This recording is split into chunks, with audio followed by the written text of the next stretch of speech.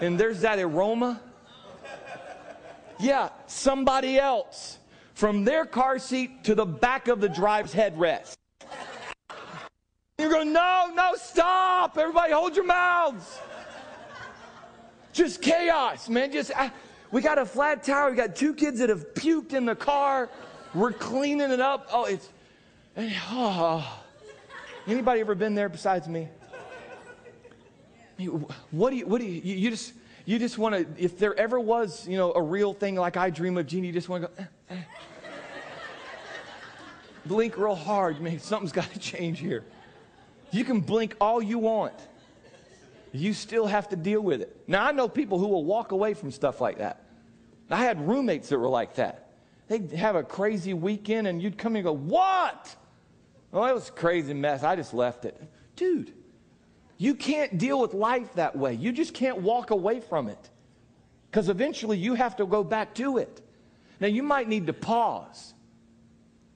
But your stronghold, your refuge just can't be, well, whatever, I'll just walk away and somebody else will fix it. No, they won't. When it's your life, you need to know where you have placed your trust. You need to know where you've put your confidence and what keeps you together.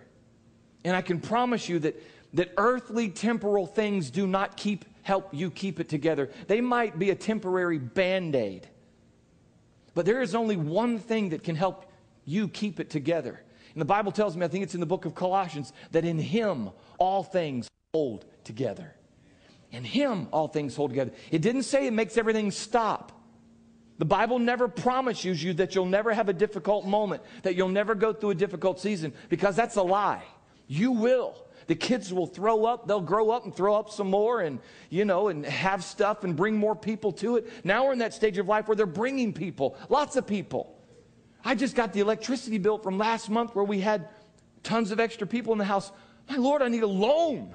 I'm like, I didn't know you could charge that much for electricity in a residential house.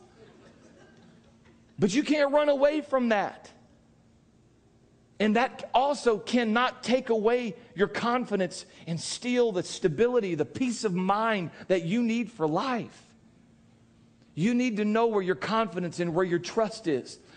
You need to know what your rock is. And remember what rock means. It means stability. It means strength. It means protection.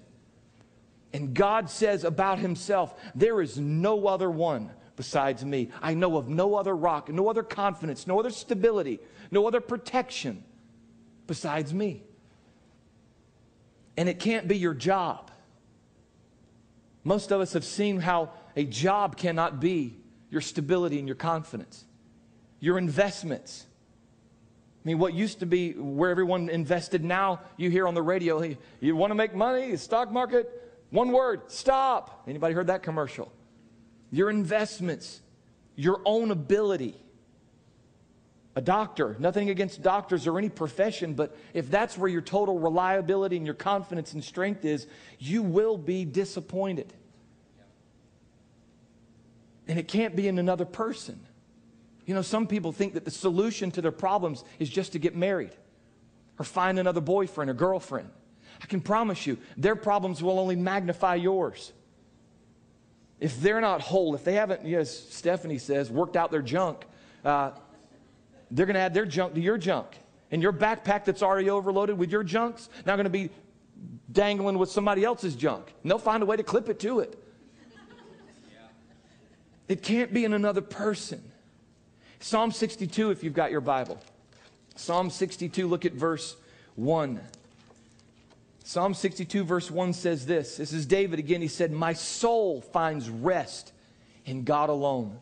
My salvation comes from Him. He alone is my rock. Did you hear that? He alone. Not a spouse, not a job, not an investment, not a car, not a house, not a promise from someone else. He alone is my rock and my salvation. That word salvation there, when it's translated over in the Greek or the New Testament into English for us, it literally means our forgiveness, our victory, our health, our prosperity, our deliverance, our safety. David is saying that God is all of those for me. He alone is my health. He alone is my safety. He alone is my victory. He alone is my deliverance. He alone is my forgiveness. He is my fortress, the verse goes on to say. And listen to this. I will never be shaken. Man, wouldn't it be nice to live with that?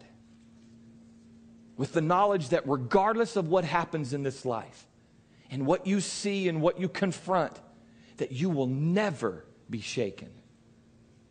Listen, I've had disagreements with people that almost caused me to question my own salvation, my own security in the forgiveness of God, in the love of God for me. You know, you look at yourself and think, my Lord, could I have blown it any worse than this? Surely God's completely displeased and dissatisfied with me now.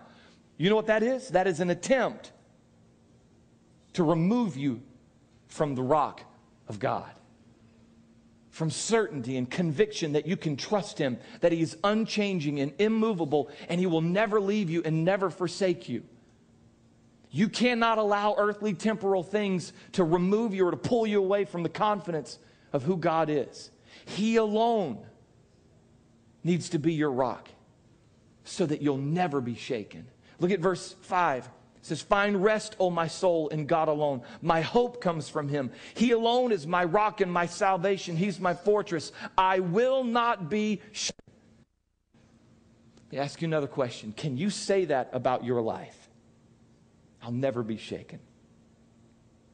Never. I don't care what happens. I will never be shaken. Amen. You know, last year when we were on vacation, it's pretty close to this time, we had somebody staying in our house, and they called us and said, I walked in and heard a dripping. Every man in the building goes, dripping in your home is never a good sound, right? But dripping where? In your bedroom. On what? The floor. From where? The ceiling. Oh my God. Right? Yeah, I think I was walking down a mountain on a path, freaking out. I'm just thinking, water damage, mold, ceiling damage, carpet. Then you're thinking, what's the source of this problem? Well, there's an air conditioning thing right above that. It's broke, house is hot. You know where your thoughts just, maybe it's just me. The rest of you are like, oh, no problem. Fix it when we get to the house. Put a bucket there. Right? No, man, everything in your life, to me, there are two things that are as close to hell as you can get. House problems and car problems. You mess with either one of those and energy drain. Anybody know what I'm talking about? You just immediately just start,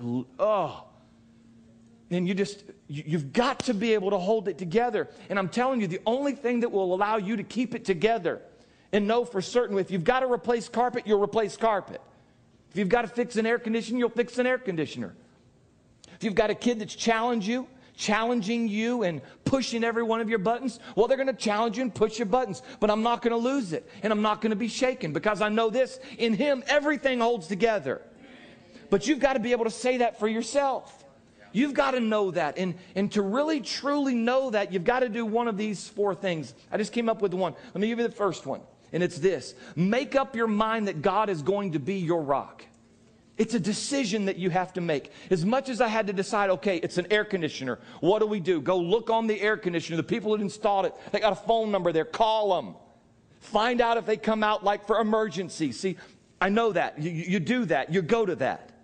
But in life, if you're starting to lose it in some particular areas, if there's uncertainty about stability and confidence and trust, you need to make up ahead of time your mind that God is going to be your rock.